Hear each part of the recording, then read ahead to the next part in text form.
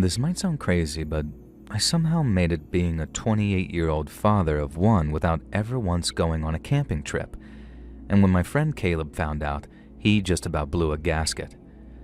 He's a real Bass Pro Shop is my personality kind of guy, and the only person I ever knew who played hunting games on his Xbox. He hadn't been hunting in years, but he'd used to do a ton of camping weekends with the National Guard, and he figured that there was no better buddy bonding method than heading out into the boonies together. So since we were in Buffalo at the time, he said the Catskills were probably the best place to go if we wanted to get as wild as possible while staying close to home. We packed light, drove up in his beat-up truck, and then set out into the woods and found a spot a couple of miles from the trailhead. I had to admit, Caleb had picked out a real nice spot. It was nestled into a small clearing surrounded by pines and maples, and the ground was soft with fallen pine needles, so even without the camping chairs, it made for a good seat, and with a stream gurgling nearby, we had ourselves a supply of fresh water too. Caleb volunteered to set up both tents, so I occupied myself collecting firewood. It felt pretty cool, doing something useful that had contributed to building an actual fire, and as kind of a fire bug during my youth, getting to make a big one was something that I was actually very excited about. And by the time we had it crackling, the night had settled in and Caleb was showing off some of the campfire cooking he'd learned in the Guard. He'd made these things called pudgy pies, which are basically a ton of peanut butter and marshmallow fluff between two pieces of half-stale bread. That might not sound like anything special, but my God, out there in the woods, with the chill of the night setting in, it was one of the best things I've ever had the pleasure of eating. But as we ate, the fire burned down fast, and it wasn't long before we needed to collect more firewood. I volunteered myself, seeing as Caleb had brought all the food on his own dime, and then after getting up from my camping chair, I headed off into the darkness. I'd pretty much cleared the area around the camp, so I had to walk into the trees with my flashlight to find more decently sized pieces. I walked around, stacking pieces in the crook of my arm, and then, all of a sudden, I heard something moving in the darkness ahead of me. I stopped dead and pointed my flashlight ahead of me, expecting to see a deer or something weird, some kind of woodland creature, but there was nothing. Now I called back, "Yo, Kayla, I think there's something out here."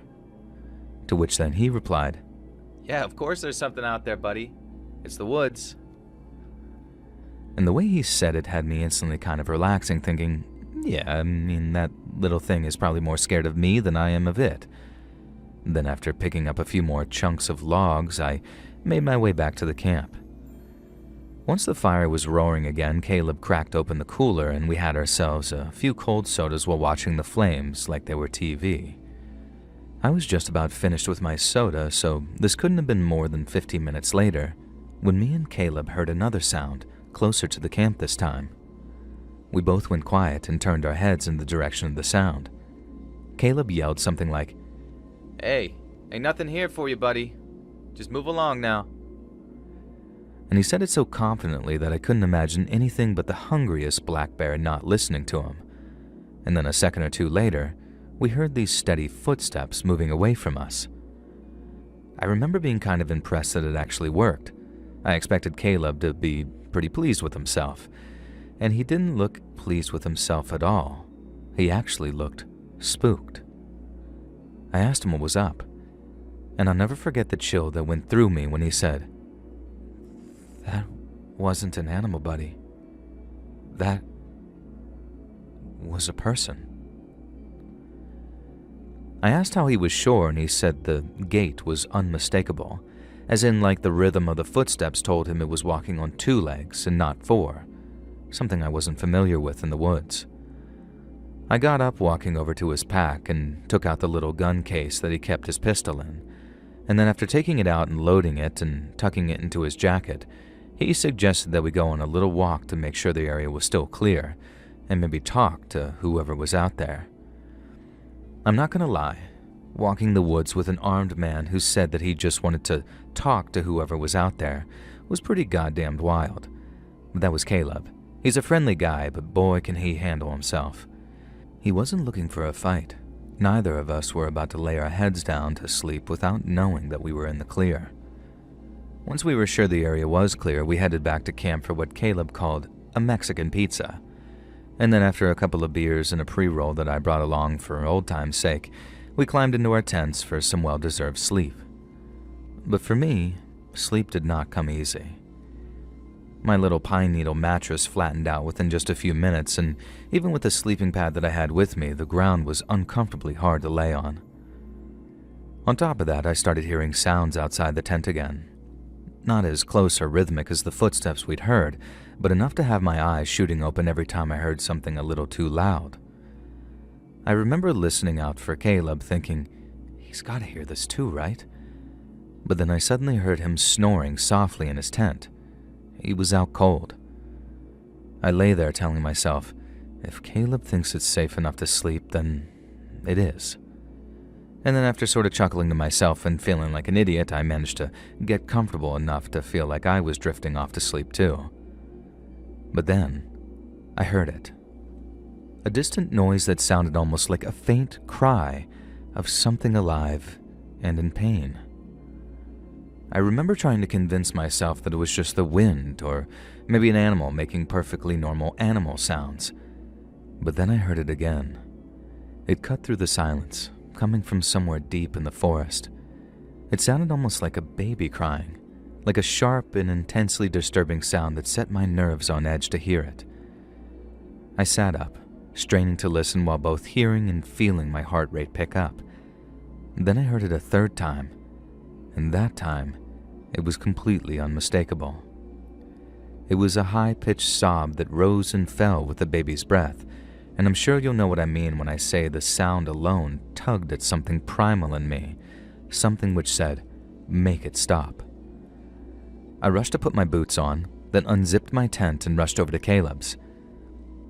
I guess running woke him up because he asked, "What's going on?" before I even got to his tent. I unzipped it, just enough to be able to see him, and then said, "Shh, listen." We listened in silence for maybe only a second before it sounded again. That same skin-crawling baby's wail. Caleb's eyes went all wide as he pushed himself out of his sleeping bag, and the first thing he went for was his gun. I remember saying, "Bro, there's a kid. I don't think the gun is going to help." Because my first thought was like, there's a kid out there, lost and afraid, who actually needs our help. But then Caleb says, "That's no kid, buddy. Listen again."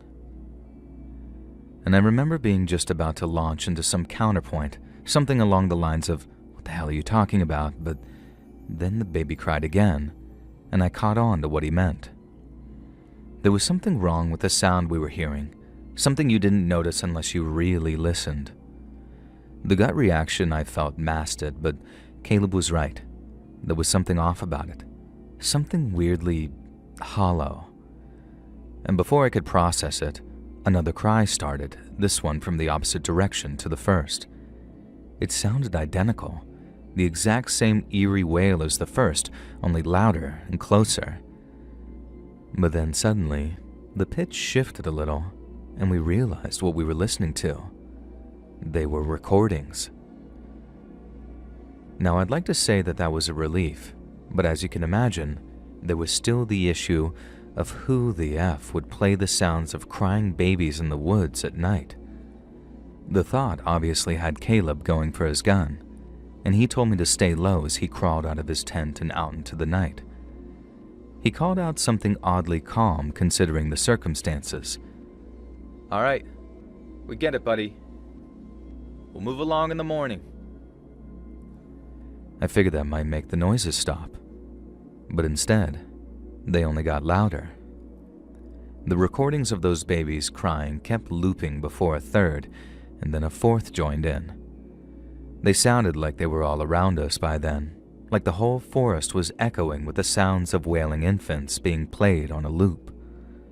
They started overlapping, blending together as they seemed to get louder and closer.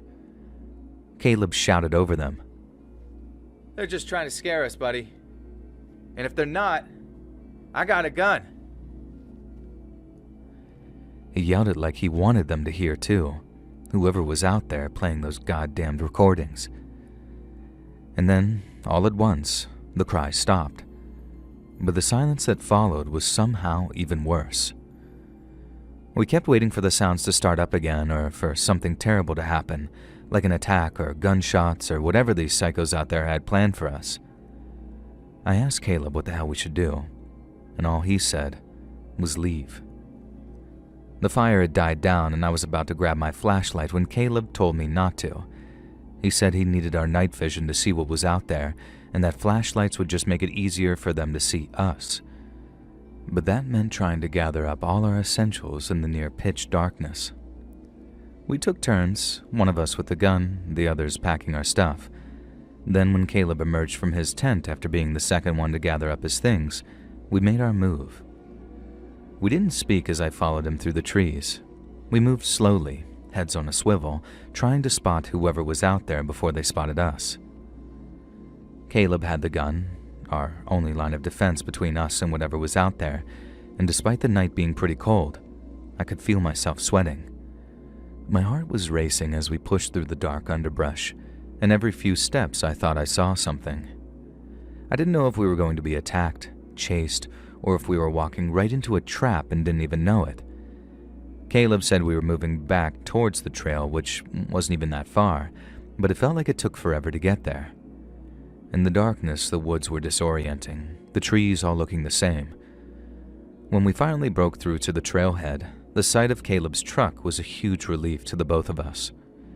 My hands were shaking real bad as I fumbled the door and climbed into the passenger seat. Caleb didn't hesitate in gunning the engine before we tore down the dirt road with the forest blurring past us. We drove a few miles until we spotted a diner's neon sign flickering in the darkness ahead. Caleb pulled in, killed the engine, and we sat there for a moment, still pretty shaken. The parking lot was nearly empty, just a couple of cars and a delivery truck, so we figured that it was as safe a place as any to hang out until morning. Neither of us was going back out there to collect our gear until the sun was up. A few tense hours later, with neither of us being able to sleep, the diner opened up at 6 a.m. and we headed inside for some breakfast.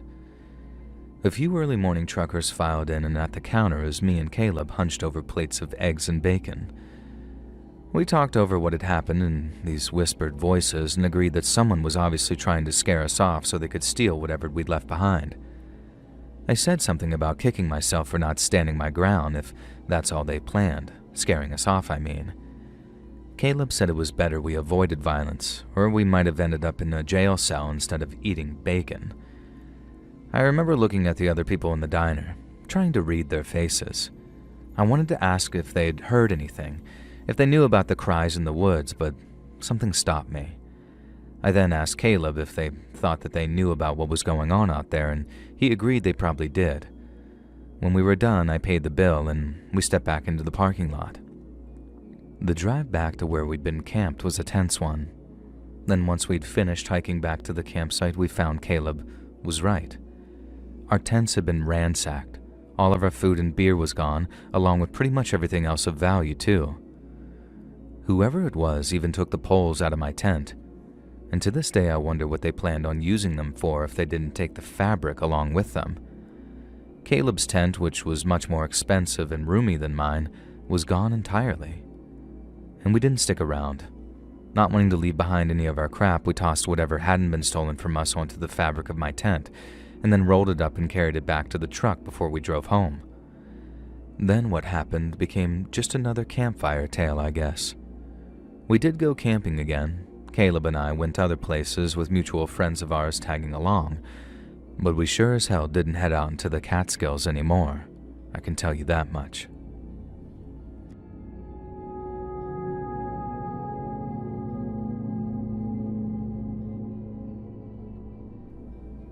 A few years back, my wife Gemma and I were headed for a cozy weekend at a cabin in the Catskills when my car crapped out on me about 10 miles outside Tannersville.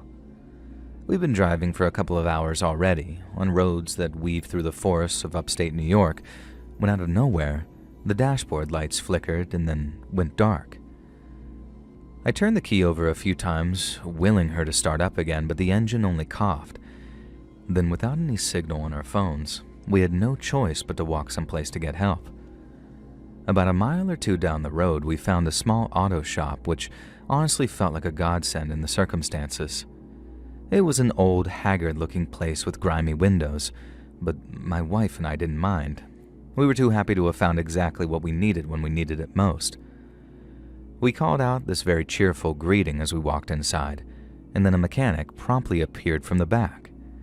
He was probably in his 50s or 60s, and he wasn't nearly as pleased to see us as we were to see him, but we didn't mind, especially when he assured us that he could have our car towed and fixed by the following morning.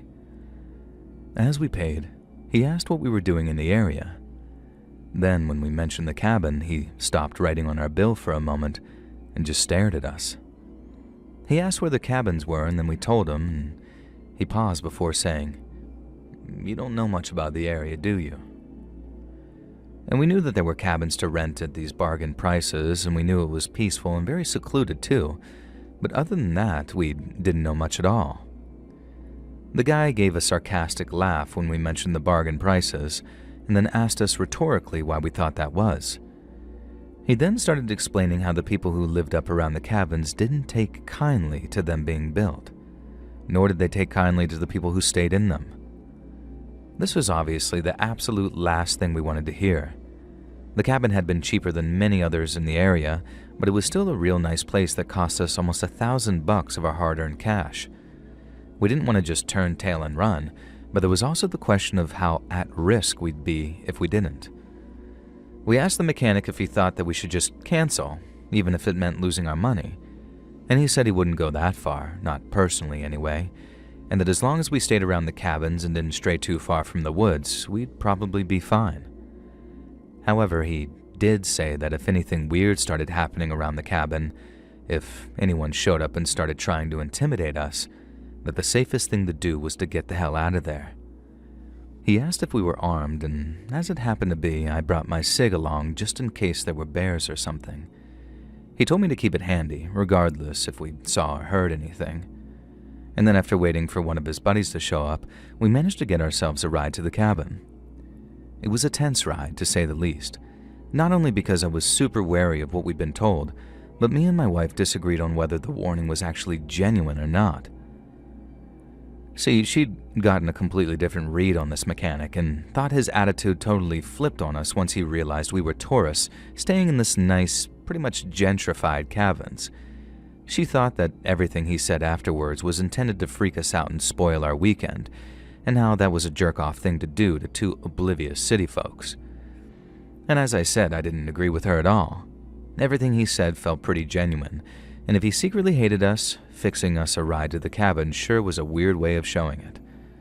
We were both still pretty tense as we arrived, but once we got inside, our spirits were lifted immensely, because not only was the inside just as rustically luxurious as advertised, but a little walk around the perimeter showed nothing but peaceful, barely touched forest. There were no shadowy strangers walking between the trunks, no weird symbols carved into the trees, and while there were plenty of animal noises, they were much more exciting than they were spooky. After our walk, we unpacked our bags and made ourselves some dinner, and then kept on enjoying what we thought would be a weekend of peace and quiet. Part of me kept thinking about the mechanic's warning, but as I said, seeing the place up close and taking a walk around did a lot to calm our nerves. Not to mention I had my gun with me and I was confident in my ability to defend both of us. If anything went wrong, we'd be fine. At least, that's what we told ourselves the afternoon we arrived. What was supposed to be our first night, but ended up being our last, passed uneventfully but not quietly. The forest itself was super loud, something I really didn't expect.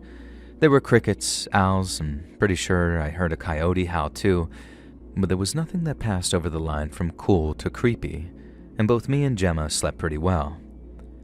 The next morning we got up, took showers, and made some coffee, and then we sat on the porch looking out into the woods, wondering what the hell we were so spooked about during the previous day. At that point, with the woods all peaceful and with fine weather over us, it was like a little slice of woodland heaven right there in front of us. And then out of nowhere, I saw something that changed everything. Maybe 20 to 30 yards out, there was a tree that looked off. One of the thicker branches near the top looked neatly cut and was leaning at an unnatural angle. After picking myself up from our seat on the porch, I walked into the trees to take a look at it. I quickly realized that there was a log jammed into one of the trees and that it was being sandwiched against the trunk by a long stick that had been weaved between the branches. This probably sounds painfully naive to more rural folks, but when I first looked at it, I didn't realize what I was looking at. I thought it might have been a tree sculpture or something, maybe a Native American thing I hadn't heard of, but then I noticed the wire that had been strung down the tree trunk and it ran off into the underbrush at its base. I took a few more steps along what was roughly a worn trail, following the wire's assumed path with my eyes until I saw it emerge again, only 10 yards ahead of me. It was strung right across the path that I was on, and if I had walked any further, maybe without that coffee, there's a chance that I wouldn't have noticed it at all. But there it was, clear as day, and once I saw it running horizontally across the trail, I realized what it was. It was a trap, and it was intended for us. When I showed Gemma, I saw the look of horror on her face as she too realized what it was. I grabbed the stick and tossed it at the wire, and then when it hit, the wire pulled out the log support and it came crashing down onto the trail almost exactly where the tripwire had been. Gemma yelped when it hit the dirt, and I'd be lying if I said I wasn't majorly freaked out too. If I'd been standing there when it fell, I'd have been a dead man. We took another careful walk around the cabin, eyes glued to the ground when we were moving and then looking up into the trees whenever we were still.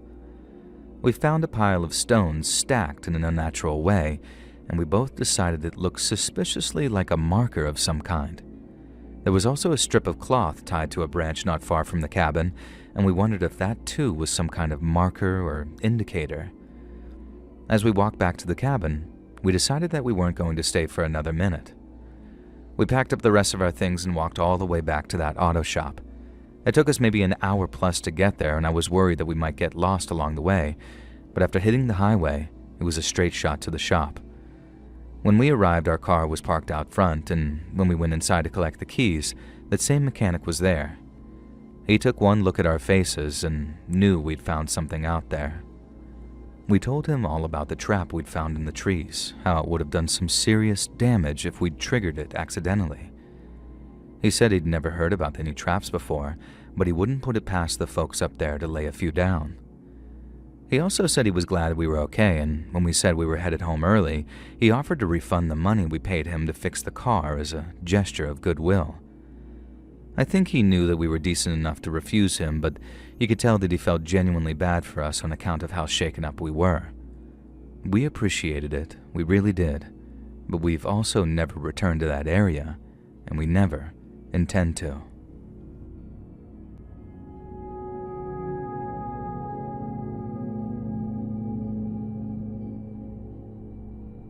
Almost 20 years ago, I joined a volunteer search party looking for a missing kid up in the Catskills. It was a cold morning when I showed up at this place called Platte Clove Valley, a retiree with too much free time on my hands and a nagging need to do something useful with myself. The kid was a 6-year-old boy, last seen chasing a stray dog into the woods. The police had called the volunteers for help, and then myself and about 50 other volunteers answered the call. Under the supervision of cops and professional search and rescuers, we searched all morning without any luck. It rained in the afternoon, and about a dozen people headed home soaking wet. The rest of us were told that we were welcome to carry on searching into the night, so that's what we did. It made for a tough going. It was very cold, it rained again, and the nature of the terrain meant that we were almost constantly walking up one hill after the other. The group spread out in a loose line of these bobbing flashlights, and we called the boy's name over and over, and some of us yelled till we lost our voice. My back got really stiff from the hours of walking, and after a while it started to really hurt, but I kept moving. The thought of some kid out there all alone and afraid kept me going long into the night. I'd like to say that all of my fellow volunteers were good eggs, but one caught my eye early on, and not for the right reasons. He was quiet, kept to himself, and was always lingering at the edge of the group. He wore this faded green jacket, the hood pulled low over his face when it rained, and he moved with a very strange kind of caution about him. I thought that was because he was paying attention to his surroundings, but after a while I wasn't so sure anymore. I didn't know his name, nobody seemed to. He'd shown up with the rest of us, nodded at the police briefing, and then followed along. I didn't notice anything at first, but after a while, I did. He didn't call out for the boy like the rest of us did. He just walked, head down with his hands in his pockets, like he was just sort of going through the motions. And as the night dragged on, our group got more and more tense. Some of us had been there more than 12 hours, and we'd walked miles upon miles of woods without finding anything whatsoever. And there was no sign of the boy. No footprints, no scraps of clothing, nothing. The other volunteers were starting to crack from the exhaustion, and I was feeling it myself. But it wasn't just that.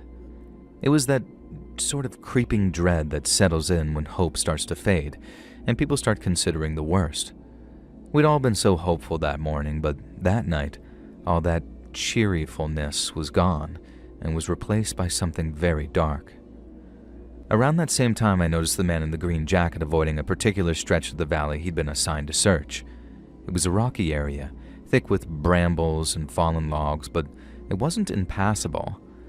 We'd been told to check every inch of our grids, but he steered clear, always finding a reason to drift into other areas that were already being covered. At one point, I saw him staring into the ravine that he seemed to be avoiding. His flashlight beam was just kind of lingering on it for a moment before he turned and walked away. I felt my heart sink as suspicion crept into my mind. It wasn't just that he was avoiding it. It was like he knew something we didn't. I tried to shake it off. I was almost completely exhausted, so I was kind of mad at myself for jumping to conclusions. But then I saw him do it a second time, skirting that exact same way near the ravine. I remember watching his steps quicken as he passed it. The other volunteers didn't seem to notice. They were too focused on their own patches of ground, but I did.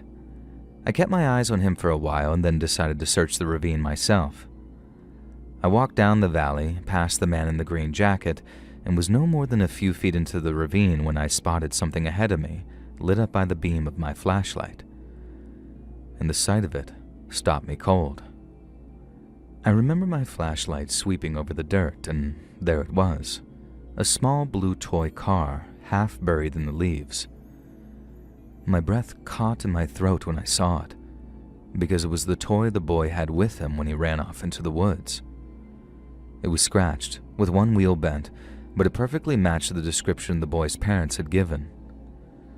I called out to the rest of the group.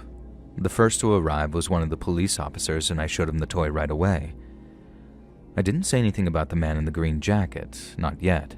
I didn't want to sound paranoid, but most of all I didn't want to stir up trouble in a group that was already on edge. The man in the green jacket reappeared, slipping back into the group like he'd never left. I watched him as he stood at the back, his hood still up and his hands still stuffed deep in his pockets. I was convinced that he'd seen the toy, but had chosen not to report it, and I couldn't keep quiet anymore. I suddenly pulled one of the officers aside, and in a low voice, I told him what I'd seen. I told him how the man avoided the ravine, and how he seemed to know more than he let on. The officer listened and nodded along, then when I was done, he thanked me for letting him know and said he'd discuss what he'd heard with his fellow officers. He didn't do anything right away, so I figured they weren't going to act on the word of some exhausted and half-crazy old person. But a little while later, I saw two officers approach the man in the green jacket. They stepped away from the group, and I couldn't hear what was being said, but I saw the man's shoulders stiffen as he became very defensive.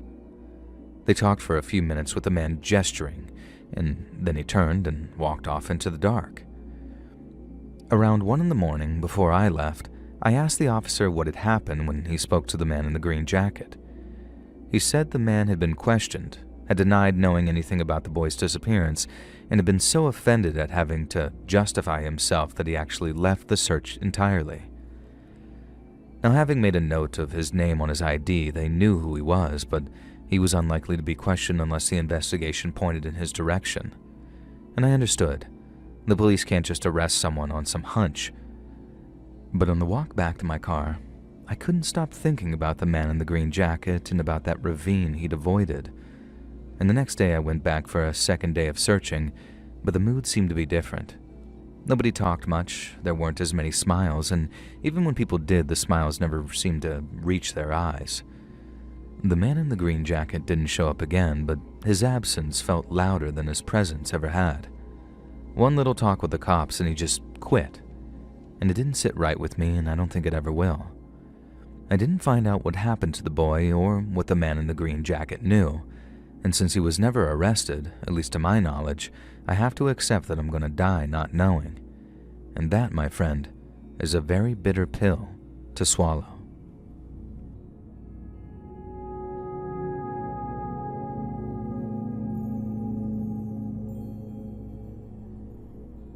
My name's Rachel, I'm from New York, and I see that you post a lot of hiking and camping stories, so I figured I'd send mine in. I used to do a lot of solo hiking in my early 20s, something I picked up in college and then carried with me into the real world. It was my #1 stress reliever and my chosen method of exercise, but that all changed after a trip to the Catskills, one that ended up being the last solo hiking trip I ever went on. I went to college in Pennsylvania, so while I'd visited a lot of the trails and parks over there, my native New York remained mostly unexplored. That meant my trip to the Catskills in November of 2017, specifically to a place called Blackthorn Ridge, was my first. I enjoyed the exercise aspect of hiking, but sometimes it was the solitude I craved the most, and I'd sometimes shy away from the more pedestrian trails in order to see the less traveled areas of the places I visited. So you can imagine my surprise when, while working through a patch of pine trees, I saw a small leather-bound object sitting at the base of a tree. Being the naturally curious soul that I am, I walked over and picked it up, and while it had obviously been there for a long time, I found that it was in relatively good condition. It was a small leather-bound notebook, and then when I opened it up, I saw it was actually somebody's journal.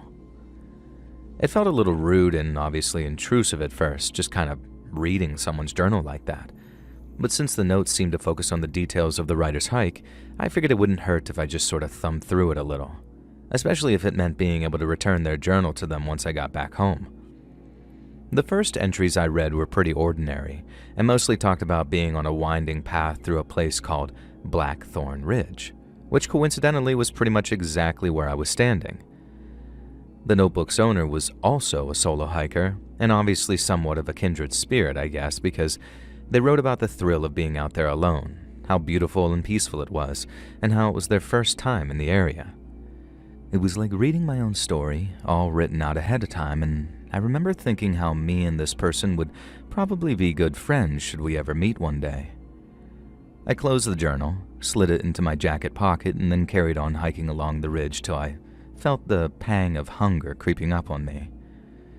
I stopped near some flat rocks, took out my water bottle and a few snacks, and then as I sat cross-legged on one of the rocks, I just kept reading the journal. I'd already made a note of the person's name, as there was a little note saying, "If lost, please return to X," so I knew exactly where to mail it to once I got back home. But since I was lacking on any reading material, and this person's hiking journal was so relevant, I figured that I'd just keep reading on a little until things got too personal. But things didn't get personal, they just got weird. I remember turning a page and then seeing how the next entry was written way different than the others. Now in short, it was just clipped sentences. The person wrote about how the woods didn't feel so friendly anymore. They wrote how the birds weren't singing anymore, and how the squirrels weren't coming down from the trees. But obviously not like I'm doing. All they wrote was, "No birds, no critters, dead quiet." The next words were, "Predator in area?" And it seemed very rushed. So I immediately glanced up and started scanning the trees around me, but I didn't get the same impression at all. To me, and I was a pretty experienced hiker at the time, everything seemed fine. The birds were sound, the squirrels were bounding around the forest floor, I could kind of hear them, and I didn't even feel remotely under that threat or in danger. But then, as I read on, I got this creeping feeling up my spine, as the hiker's final entry mentioned a place called Hollow Crag. They said that there was this rocky clearing just beyond a meadow where the grass dropped into a shallow basin. All they wrote after that was something like, "Warn any other hikers, stay away." They didn't explain what that exact danger was, they only warned against going there. But those final few words about warning other hikers, about staying away, they looked almost scratched into the page, like whoever had written it was scared out of their minds. I remember closing the journal over and tucking it back into my jacket, and with that creeping feeling working its way up my spine. Not because I feel like I was being watched or anything, or my spidey sense was tingling or anything woo-woo like that. It was because Hollow Crag was on my list of actual destinations that day. I had marked it on my map as one of 5 checkpoints, and an oval-shaped route that'd take me all the way up Blackthorn Ridge and back again. It was supposed to serve as my more than halfway now checkpoint, so unless I wanted to dramatically delay my return home by adding 2 or 3 hours to my journey, I had to pass by Hollow Crag to stay on schedule. I could skirt around it, but I couldn't avoid it, and at the time that seemed like it'd be enough.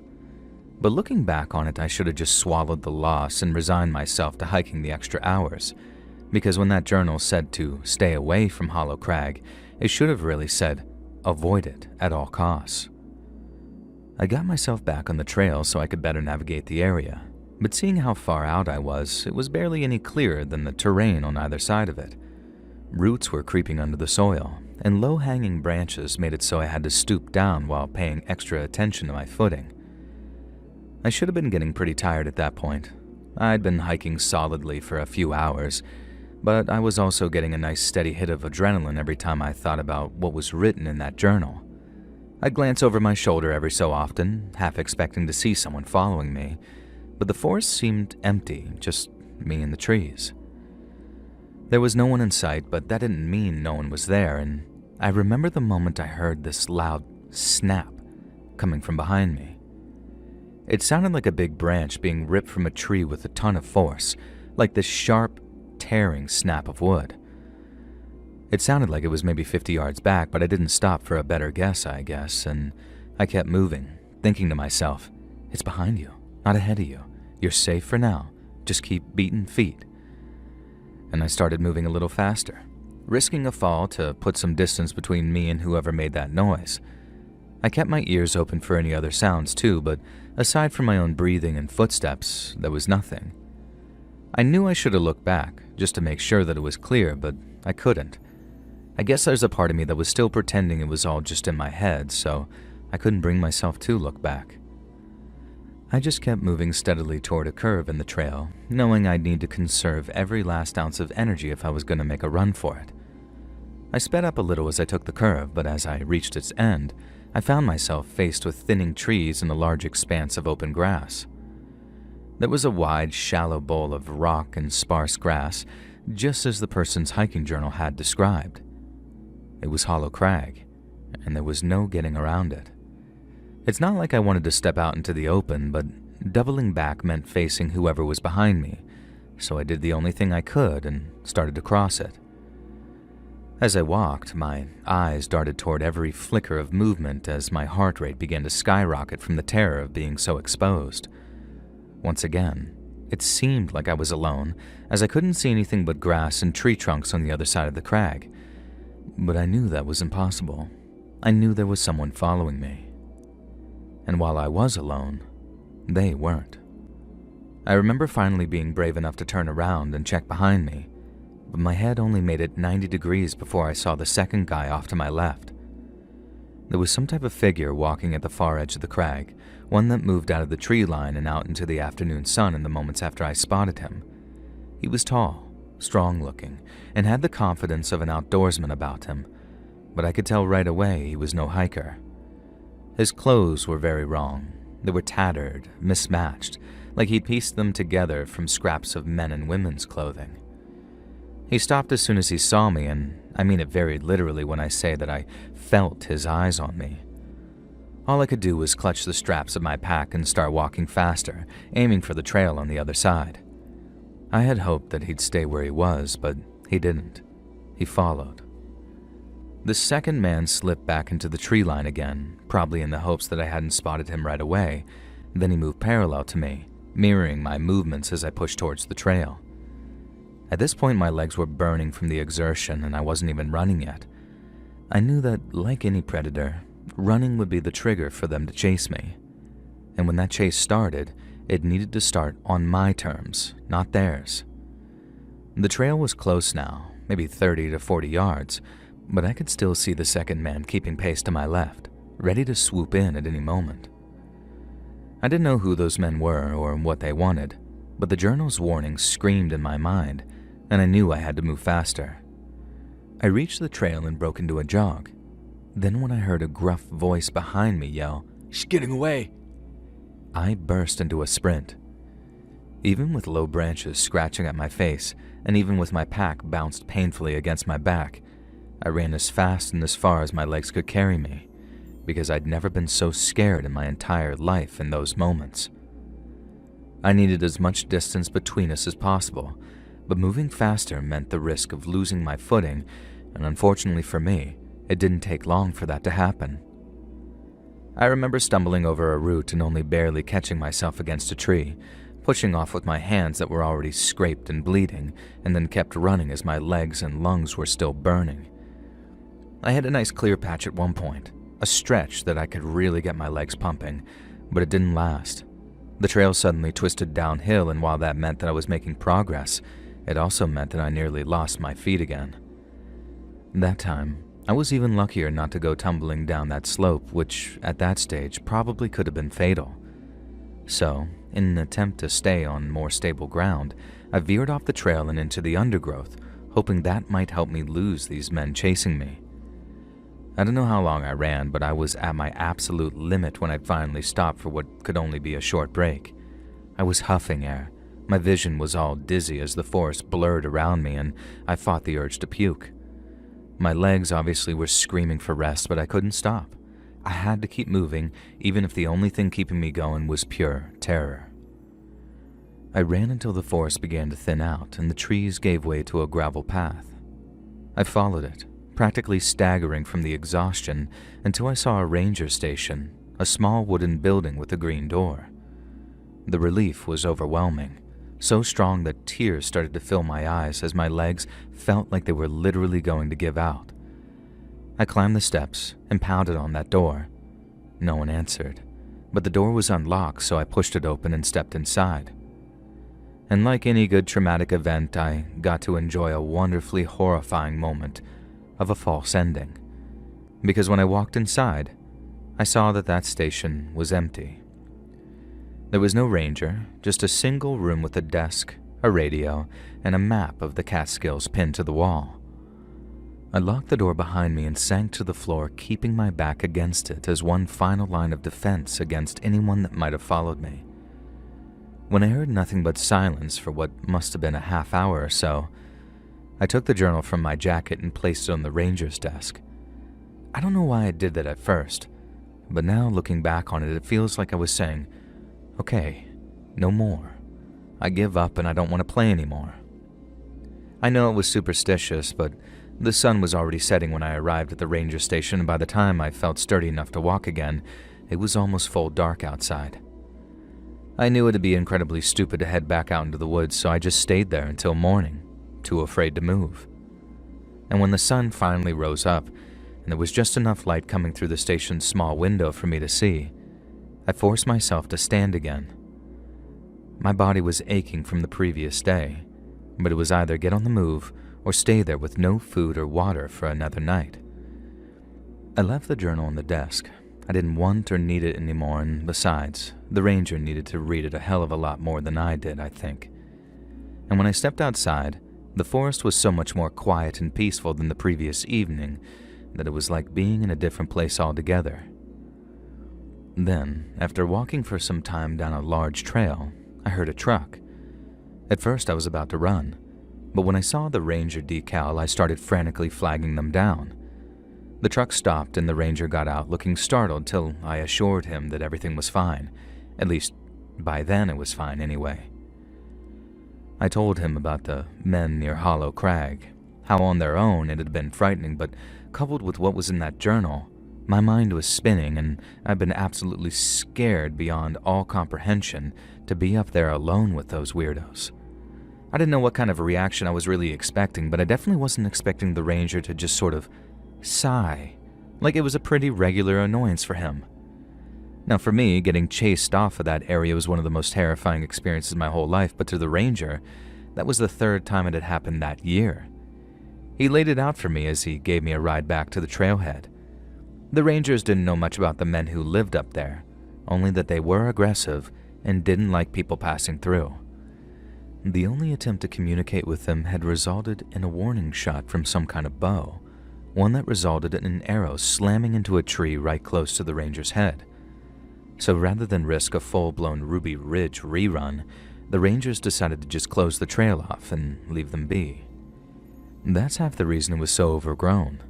But the two men up there took down any closed trail signs that rangers tried to put up, which is why I didn't see any heading in. I remember asking the ranger why they'd take the signs down if they didn't want anyone near Hollow Crag there, and he said that he didn't know exactly, but his guess was they hated everything associated with the federal government, cheap plastic signs included.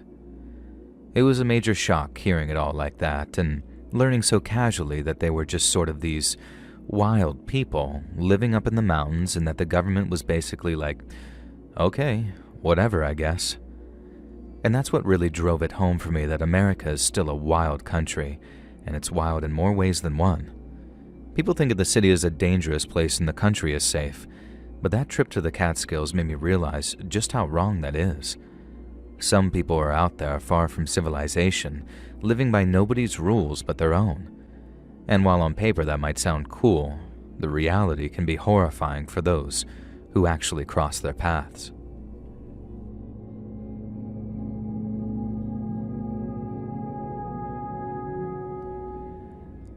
I've been photographing wildlife around Balsam for years when this happened. Trail cameras were my eyes when I wasn't there, and I'd rig them to the trees and they'd snap motion-triggered shots day and night. Now that summer that this happened, I set up 5 cameras near a stream where bears often wandered, and the plan was simple. I'd leave them for a week, retrieve the footage, and sort through the images for keepers. But I ended up getting way more than I bargained for. The first sign of trouble came when I reviewed the footage back at my cabin. Most of the cameras had captured what I'd hoped for. Bears lumbering through the brush with their eyes glinting that sort of infrared glow. But one camera, tucked much deeper in the woods, showed something else. One night, a man walked into shot, but not some hiker or camper. This guy looked like he'd been living wild for years. His clothes were torn and filthy, and after walking into the shot, he'd started digging in the dirt with his hands, just sort of clawing at the earth like some type of animal. His movements were frantic, almost feral, but he never once looked at the camera, and I assumed that he hadn't seen it. I remember staring at the grainy images, my mouth just kind of hanging wide open, just completely astounded by what I was seeing. Who the hell was he, and what the hell was he doing out there? The footage obviously gave no concrete answers. All I had were pictures of him scraping at the ground in the middle of the night. It wasn't so much what he was doing either, it was the way he was doing it. Something about the way he moved, the way his head twitched as he worked, it scared the crap out of me. So, rather than be in the same section of the forest as this dude, I decided to retrieve the cameras the next day, a whole 2 days earlier than planned. I wanted those images safe, and I didn't like the idea of being alone in the woods with someone like that walking around at night. The next morning, I hiked back to the stream where I'd rigged the cameras. I found the first camera easily, but the second I saw it, my heart sank. The lens was shattered, and the casing cracked like someone had taken a rock to it. I checked the next one and found the same thing. Someone had smashed it to pieces. By the third one, my hands were already shaking with anger. 4 out of 5 were ruined, with their memory cards either missing or found crushed on the ground where they'd been rigged. Only one camera, deepest in the woods, was still intact.